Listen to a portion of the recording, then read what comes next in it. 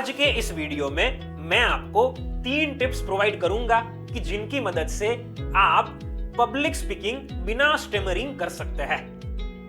हमारी ओर से जो सबसे पहली टिप आपके लिए है वो यह है कि आप सभी शब्दों को बिना स्टेमरिंग बोल सके इसलिए और अननेसेसरीली किसी भी शब्दों का रिपीटेशन ना करे इसलिए अपनी स्पीड को स्लो रखिए, पिच का यूज कीजिए और हैंड मूवमेंट के साथ बोलिए। अब इससे मैं क्या कहना चाहता हूं, तो साथियों, मैंने बहुत सारे पब्लिक स्पीकर्स को देखे हुए हैं कि जो वैसे अपने जीवन में स्टेमरिंग करते हैं लेकिन उन्हें पब्लिक स्पीकिंग करने की आवश्यकता पड़ी हुई हो।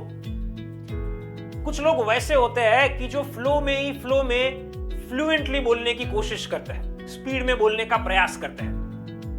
तो हमें यह बात याद रखनी पड़ेगी कि हम हमारी स्पीड को स्लो रखें। जितनी हमारी स्पीड स्लो होगी उतने ही बिना स्टेमरिंग बोलने के चांसेस बढ़ जाएंगे।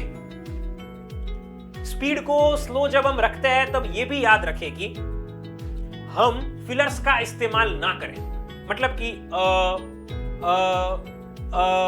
ऐसे फिलर्स का यूज ना करें और पोजेस लेकर अपनी स्पीड को स्लो करें, मतलब कि बीच बीच में रुक जाए कि जिससे हमारी स्पीड स्लो हो जाए।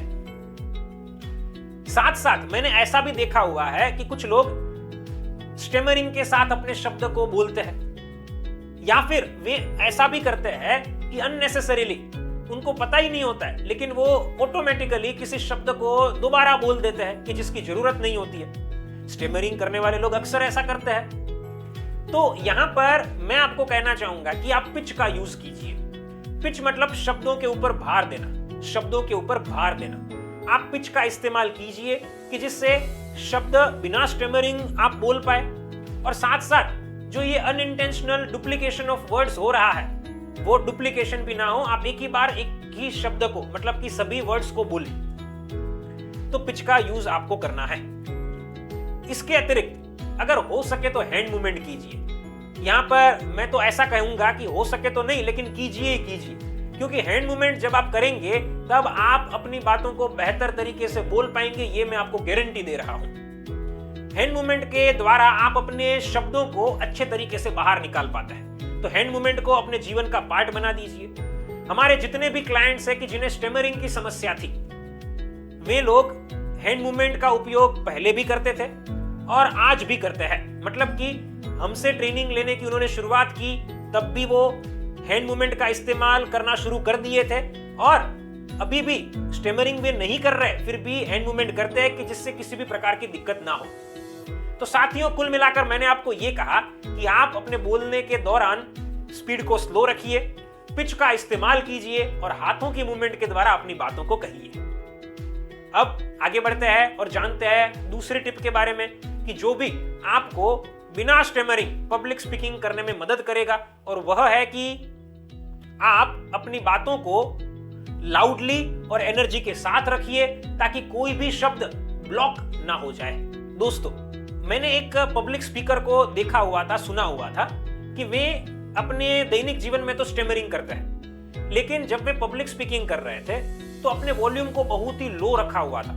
माइक हाथ में था लेकिन उसके बावजूद भी लग रहा था कि उनकी आवाज तो ठीक तरीके से पहुंच ही नहीं रही है।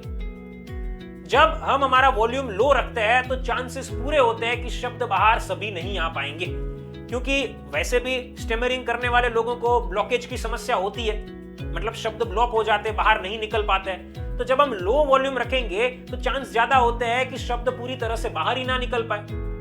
तो अगर आप ऐसा चाहते हैं कि कोई भी शब्द ब्लॉक ना हो तो अपने वॉल्यूम को बढ़ा दीजिए, लाउडली अपनी बातों को रखिए। जब आप लाउडली बोलते हैं तो शब्द आसानी से बाहर आ पाते हैं, शब्द ब्लॉक नहीं होते हैं, मतलब कि स्टेमरिंग नहीं होती है। तो लाउडनेस के साथ अपनी बातों को रखिए।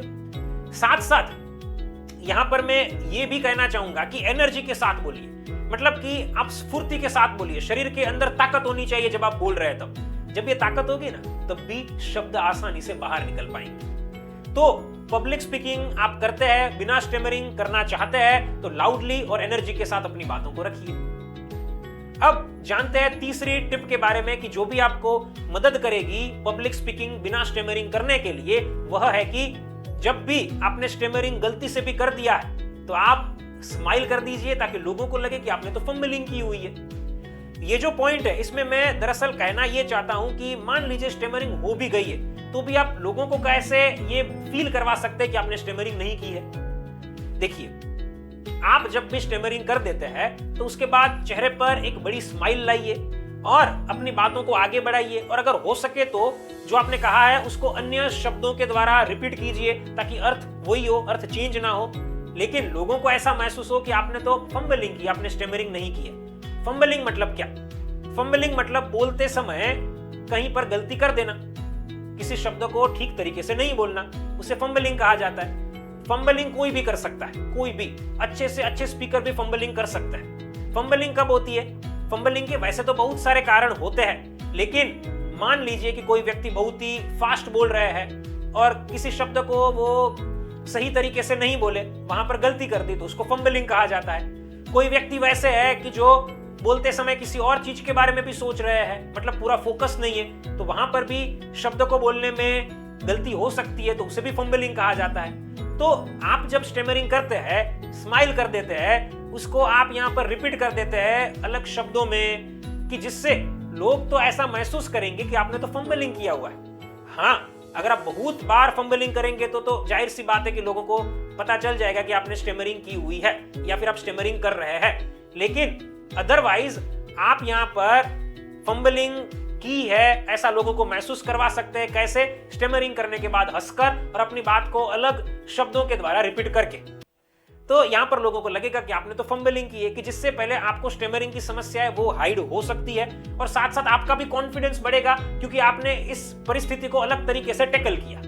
तो ये मेरी तरफ से तीसरी आपके लिए टिप है कि जिसे भी आप फॉलो कर सकते हैं। तो साथियों, इस तरह से मैंने आपको 3 टिप्स दी कि जिन्हें फॉलो करके आप बिना स्टेमरिंग पब्लिक स्पीकिंग कर सकते हैं। साथियों, अगर आप एक फ्लुएंट स्पीकर बनना चाहते हैं तो आप हमारे online live stammering solution course को ज्वाइन कर सकते हैं।